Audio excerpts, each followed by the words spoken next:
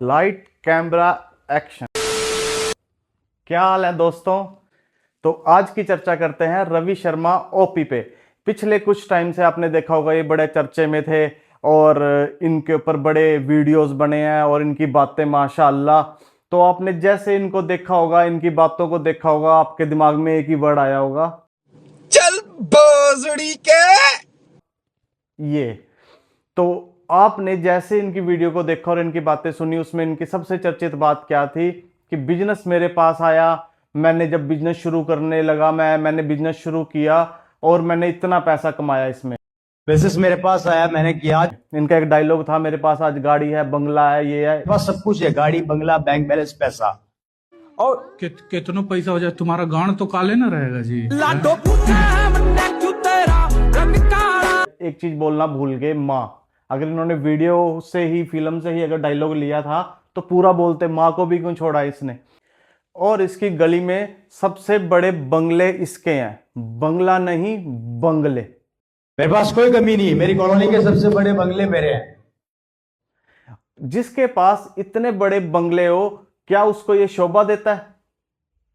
अगर आपके और मेरे पास भी कोई एक बंगला होता, सिर्फ एक, ध्यान से सुनना मेरी बात, कोई अगर एक बंगला भी होता, हम अपनी इज्जत को देखते हुए, अपने स्टैंडर्ड को देखते हुए तब भी इस गाड़ी में ना बैठते। हम बोलते हम पैदल आ जाएंगे भाई, इस गाड़ी में नहीं बैठेंगे। मेरे पास स्कॉडा है, मेरे पास एक मर्स है।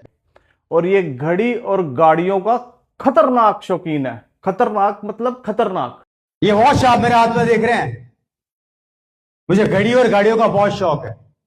इसके पास ऐसी 20 से 25 घड़ियां हैं। मेरे पास कम से कम 20 से 25 घड़ियां हैं और मैं घड़ियों का बहुत खतरनाक शौकीन। और ऐसी इसके पास कई गाड़ियां हैं जो कि इसके मुताबिक इसके पास हैं। ये आज अगर BMW में बैठता है तो कल ये ऑडी में बैठता है। तो ये शौकीन है खतरनाक घड़ियों का और गाड़ियों का। एक इसकी घड़ी थी इसके हाथ में, चेक करना वो कितने की है, 30 से 32 लाख रुपए की घड़ी है। क्या बात है, क्या बात है। क्या हो गया, क्या हो गया भाई साहब? अपनी घड़ी नहीं है 30-32 लाख की, ओपी शर्मा की 30-32 लाख की घड़ी है।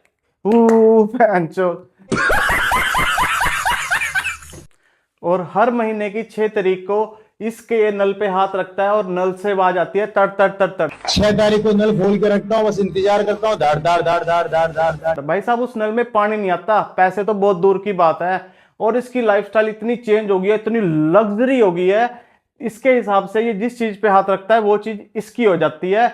आज तक इस बंदे ने चज्ज की नाई पे हाथ नहीं रखा। आज तक भी इसको एक ढंग का नाई नहीं मिला जो इसकी शक्ल और इसके बाल सुधार ले। आज तक भी सिर्फ इसने हाथ रखा है तुर्गेश नाई पे। जय सीताराम। सीताराम। इनके पास एक स्कोडा है, एक मर्स है, मेरे पास स्कॉडा है, मेरे पास एक मर्स है और कुछ गाड़ियां हैं जिनके ये नाम भूल जाते हैं। सिर्फ इनको गाड़ियों के 2 नाम याद रहते हैं, एक स्कोडा है और एक मर्स है।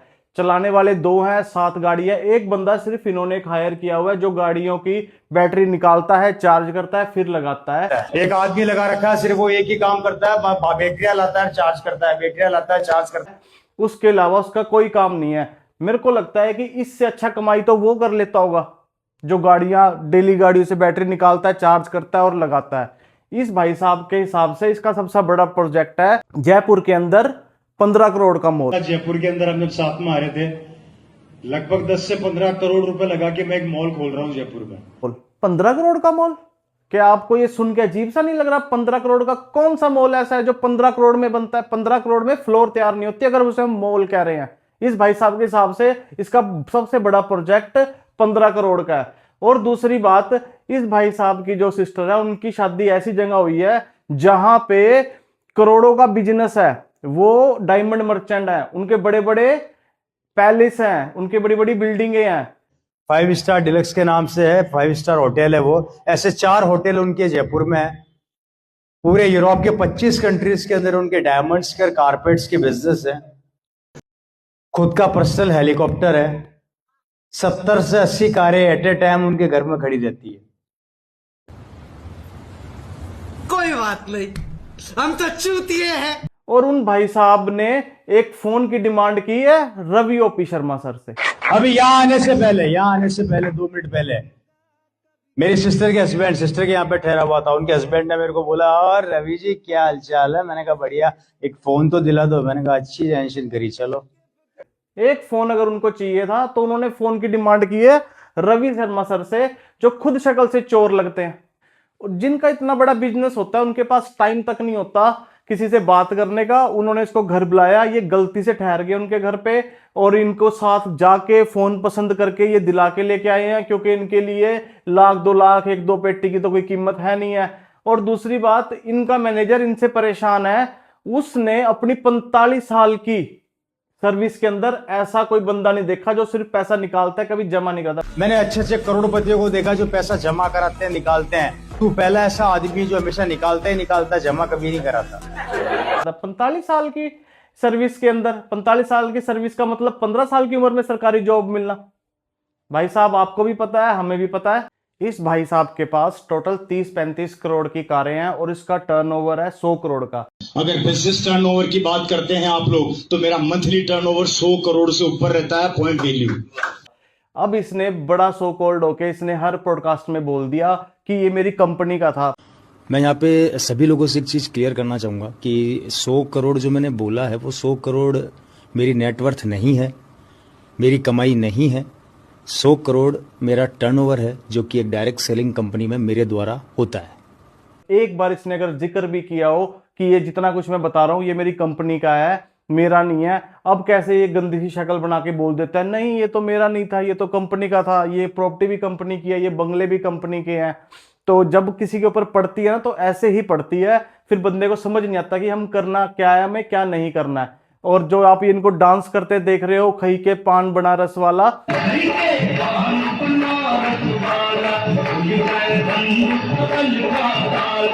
तो इसके अंदर चूना नहीं है। बताओ चूना कहां गया? भाई इसने चूना उन सबको लगा दिया जो इसका सेमिनार अटेंड करने जाते हैं।